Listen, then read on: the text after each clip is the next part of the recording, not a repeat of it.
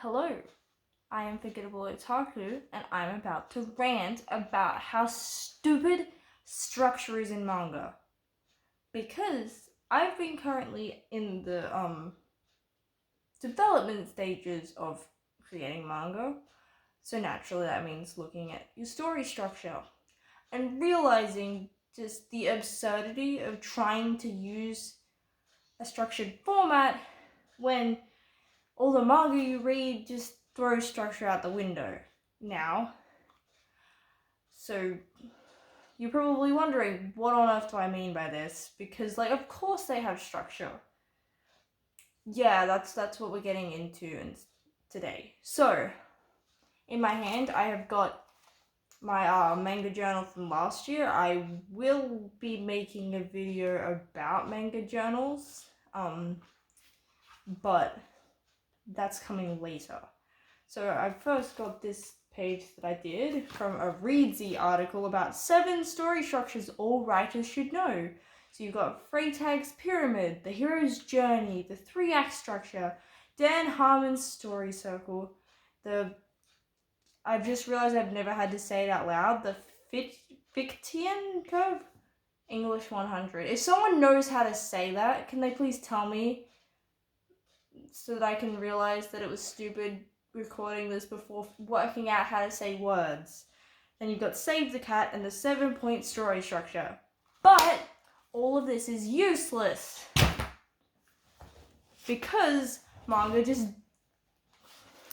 Okay, so manga does have structures, it's just difficult to plot out your story because manga's usually not really that plotted out. And a lot of writing tips are designed for novels. And novels release quite differently to how you would release a manga, being that when you release a novel, it's like a chunky bit of a story in one thing. It's not like released chapter by chapter. So I would be curious to look at structure of some I was about to say Charles Darwin, I mean Dickens. Not Charles Darwin, Charles Dickens, because we're getting off track. So you've got something like Harry Potter or like the Hunger Games. I feel like this is the one that I'm going to use. So this released as this one chunky bit of the story. And novels typically, even when part of a series, are their own sort of whole story. So, you can read this and it functions as a standalone plot, especially if earlier, something like this. If you just read the Hunger Games and ignore Catching Fire and I think it's Mockingjay. I'm so sorry, Hunger Games fans. I've only read the series once. I don't own the other 2 because I got this from an op shop and then read the other 2 from the library. But, it's a pretty complete story, We've got Katniss, she goes in the Hunger Games, she wins the Hunger Games. Pretty self-explanatory. It does connect into other stories, and a lot of, when I was looking at books on my shelf, trilogies also still feel like, whilst each book is its own story, which is kind of like how in manga you've got arcs are their own story, it still feels like that it's a bit more cohesive in the narrative across your trilogy, because they're shorter, they're able to be more planned out. Whereas something like Percy Jackson, has expanded out from its original concept. So you've got, the Percy Jackson series is its own story, so you've got the 5 books in that, and you've got Heroes of Olympus, you've got a whole heap of spin-offs. So I feel like Percy Jackson is kind of more similar to manga in the sense that it starts out with its own story, and you can think of each book as its own arc, with an overarching story, getting to the big bad, and then you can treat the other spin-offs sort of like how, you get your, some series like Yu-Gi-Oh! Have literally different stories or different parts, like JoJo's has different parts, so they're basically separate stories, or even Pokemon kind of fits into that, with just Ash is there the whole time. But in terms of books I've read that have the most similar structure as a series to manga would be Ranger's Apprentice. Now you're probably wondering why I didn't go and grab book 1. Because I don't own a physical copy of book 1. Now if you're unfamiliar with Ranger's Apprentice, because I haven't really heard it talked about much on YouTube. It was really popular at our school library when I was in high school because it was a Christian school with very few decent books to read. So this was always like taken out. Basically, if you like Vinland Saga, you will like Ranger's Apprentice, especially Brother Bandit's spin-off series, because Brother Band is basically Vinland Saga. Like, they're both about Vikings and stuff. Ranger's Apprentice follows a ranger, which is basically an archer, sneaky dude, kind of like a rogue, more so than, like, well, I guess you've got rangers are a thing in D&D. I play D&D, and I can't even remember if ranger's a class. Well, but yeah, they basically shoot stuff. But as a series, the story's kind of interesting. So you've got the first book. I should have had a list of each story so I could remember what even happens. But basically, the first one kind of introduces a villain that seems like it's going to be the big bad of the whole series. And then he's defeated in book 2. But the series basically, like, is still able to keep going. We've got... Okay, there's technically 11 books in the main original series because book 12 is now book 1 of the next series. It makes sense if you read it. The copy I have is still listed as book 12, but if you're to buy the books now, it's book 1 of the sequel story. It was actually kind of confusing for me when I saw like what looked like the same book as being marketed differently, but yeah, they rebranded book 12 of Ranger's Apprentice as book 1 of the next series. Kind of like how Naruto has like the last chapter mentions Boruto to kind of lead into that. It's sort of like that. Just more of a substantial kind of change. But yeah, so you've got like a big bad that you think is going to be basically the, big bad guy we're going to be fighting the whole time. And he gets knocked out. Like, Ranger's Apprentice has, overarching characters and ideas. But basically, each plot is across 2 books, is what I've, like, when I've looked in the past to try and figure out how it works, you kind of develop a bad guy, halfway through one of them you'll have, like this cliffhanger, and the next book will kind of resolve that. And, like, because you've got the same ongoing characters and ideas, so, like, basically Rangers have different things that they deal with.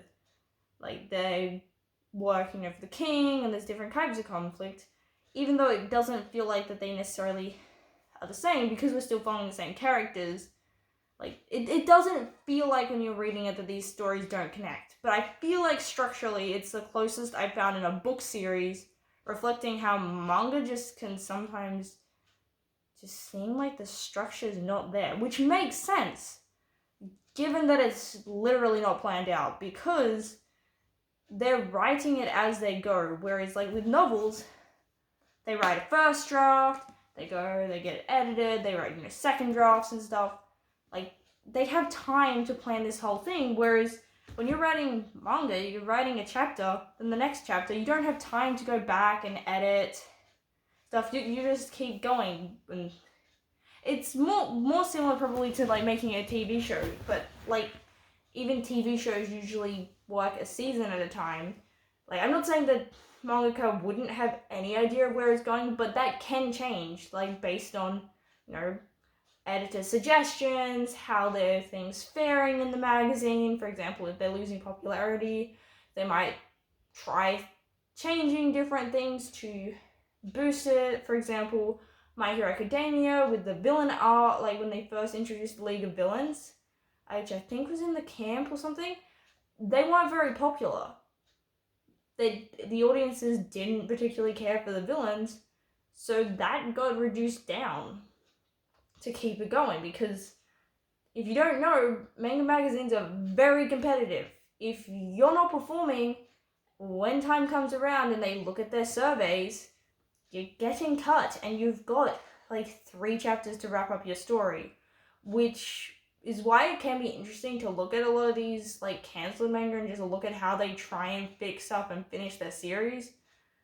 Because I've seen some pretty wild stuff happen where they just completely drop plot points. For example, I don't remember what it's called, and I doubt anyone's read it to be able to tell me.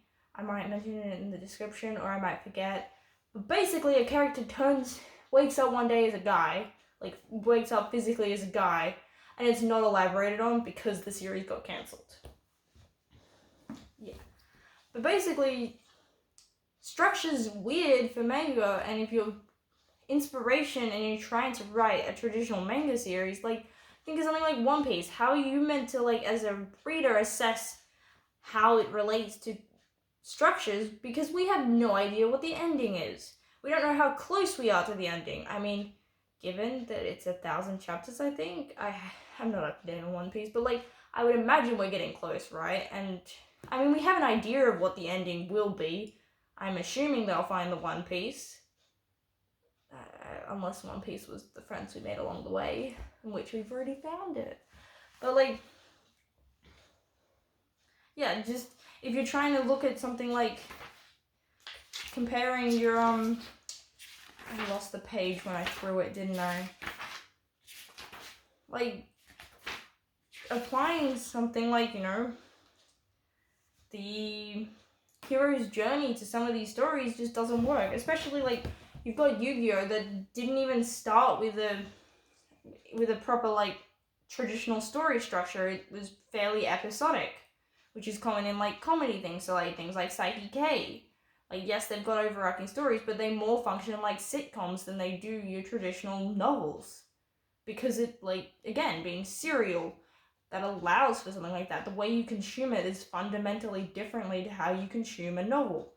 So a lot of writing tips being designed for novelists, which makes sense. Most writers want to write books, they want to write novels.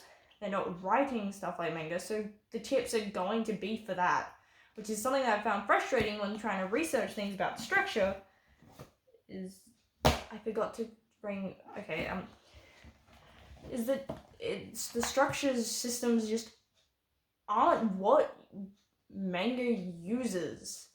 And, like, it makes sense that even if you plan things out, you're probably going to change stuff. Like, just, you're working at it so much more intimately and over such a longer period of time. You're going to probably come up with new ideas, forget things that you were planning, or just naturally have ideas that change. Like, of these things that I'm seeing, probably the closest would be the one I couldn't pronounce, the Fichtean curve, in that it being basically the shape is like you've got this, and then you got climax, and it keeps getting bigger and bigger. Basically, how anime is like, oh, I'm the bigger, badder bad guy that we're gonna fight this week.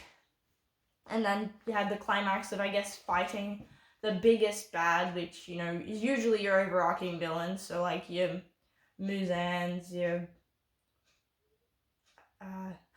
All For Ones. I was just thinking in my head, I didn't want to get them mixed up because even though I love My Hero Academia, I still get them twisted up of the, like, One For All and All For One.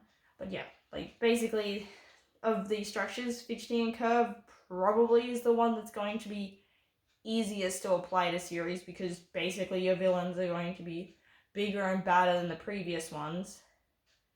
But it's just something I haven't seen really spoken about much, of just how structure's a pain. Okay, I already suck at structure to begin with, and then just realizing that these, like, the part of the reason why I think I was struggling to come up with a way to write my story in these structures is just, that's probably not how manga was written by the ones that I love. Because, like, take Yu-Gi-Oh! For example, one of my favorite series.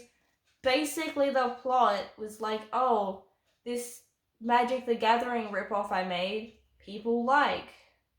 So we're going to, you know, hijack my story into being a more traditional hero's journey kind of thing. Which is why I actually do like that the English version has it divided up into Yu-Gi-Oh! And then you've got Duelist, and then you've got Millennium World.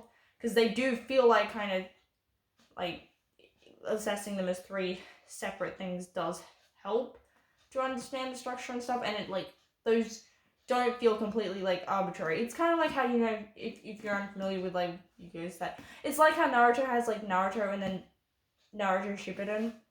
So, like, they sometimes do divide things, or, like, I guess it's also kind of like how JoJo has parts, but JoJo's parts are more like how you've got Yu-Gi-Oh! Than Yu-Gi-Oh! GX. I had to. You know I had to. I couldn't just say it normally. And there's a reason why I brought Harry Potter despite not wanting to, because look, we're in a complicated position right now. If you don't know why, lucky you, you've been living under a rock and don't look up J.K. Rowling at the moment. Actually, it's been several years. If you don't know about J.K. Rowling and stuff, I'm guessing you just don't know much about Harry Potter. Because even people that don't know Harry Potter are pretty familiar with... She's got an interesting reputation at the moment. But why I wrote Harry Potter is, being slightly longer than a trilogy and stuff, it does feel like that each book is kind of like an arc, in the sense that, you know, I mean, this one's probably not the best example because Philosopher's Stone is a bit messy. I remember I think it's my pop had like the Chamber of Secrets film had some sort of special edition that came with lots of special features and things, and how they talked about the difference in making Philosopher's Stone, where it feels a lot more like you just have little adventures each chapter, whereas Chamber of Secrets has a bit more of a structured plot for the story, so they're talking about how that's different in the films and things. But yeah, basically these sort of function like arcs, and they do feel a bit more distinct and less like they're closely connected as things like trilogies do. I just mostly got it because it's sort of similar to like Percy Jackson and stuff. Like, they feel more like distinct stories, where sometimes like with trilogies, it's short enough that it kind of feels like that it was properly thought out how it would all be one cohesive story rather than several smaller stories. And then I've also got this because things like, if you're unfamiliar with My Hero Academia Smash, basically it's just like 4-panel like 4-panel like gag comics and stuff. It's not canon or anything. It's just, if you like My Hero Academia and want to read something kind of funny about it, I recommend it. But it's not a must read or anything. Like, it doesn't enhance your understanding of the actual story if you care about that. And if you just aren't that into it, I guess you probably wouldn't find it that funny. But I like it, hence why I bought it. But yeah, like gag and like comedy series just don't have the same sort of neat structure. Like how we've got sitcoms compared to dramas in television.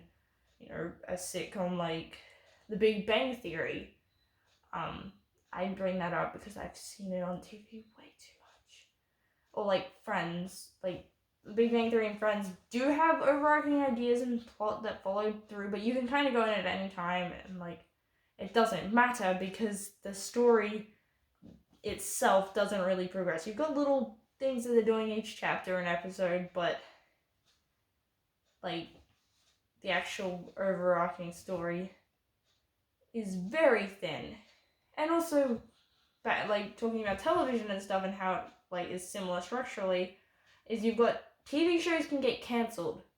Movies and novels can't, because they're like, you know, I mean, they still could get cancelled, I guess, before being released, but that doesn't really affect the end product because there wouldn't be an end product.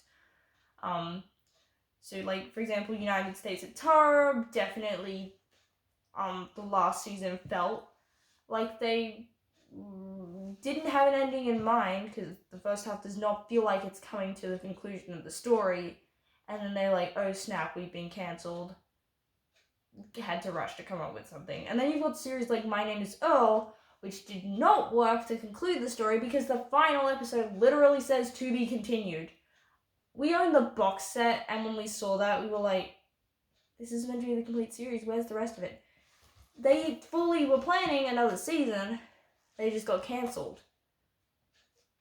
So, like, that, I would say, if you're looking to structure, maybe looking at more things like television than like novels and movies, because it's more similar to the kind of story and how it's consumed by the audience. I may have had other things to say, but I'm realizing I've been ranting for 20 minutes, which honestly, by my standards of rants, is pretty good. I can rant for hours about topics, especially being unscripted like this.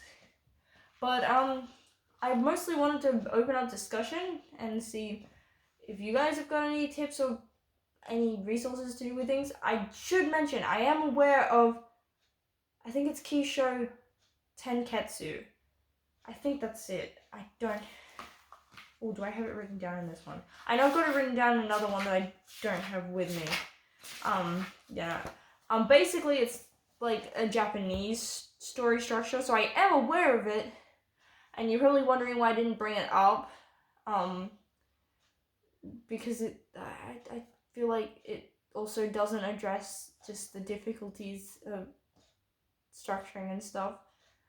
And I'm guessing that, like, most of you guys, if you're looking specifically at structure, are likely going to be looking at guides for novels, not for manga and stuff. And you're going to get these Western story structures that are intended for things like novels and film, not intended for serial works. And you're probably going to have similar frustrations to me. I don't know, maybe everyone else hasn't had these issues. If you guys have, like, planned out a story, like a manga specifically, that's intended to be a longer thing, not like a one-shot or a shorter story, like we all know you guys want to have the next One Piece, your next Naruto's. How have you guys gone about writing the structure for it and planning it? Because we all know anime endings suck because they're not planned. So you go to try and plan it, but then it's just... I wanted to open up some discussions and rant about something that was bothering me whilst working on my manga, and yeah, thanks for watching. I'm surprised if anyone watches this far, because this video is just me rambling, but if you have, thank you very much. To show that you're a cool person, like, comment down below they're taking the hobbits to Isengard, so that I know that you're cultured, and hopefully I will see you guys soon. Oh yeah, I should address, you're probably wondering where I've been. Depression.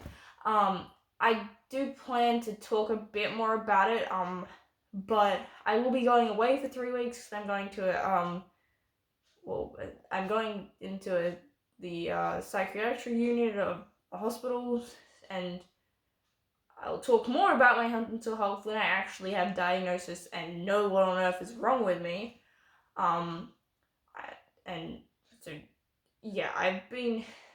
I didn't intend to be gone this long. I just have been struggling to create, to function. I'm surprised I'm even actually making this, just because of how, until a couple of days ago, where I suddenly am able to be productive for no apparent reason, I've been struggling to just, like, human. So yeah, that's where I've been. I did not intend to take master break, because I love what I'm doing, and like, it's something I'm passionate about, and I intend to. Just, mental health sucks. Take care of it. Go drink a glass of water, because we all know we're dehydrated, and thank you very much for watching.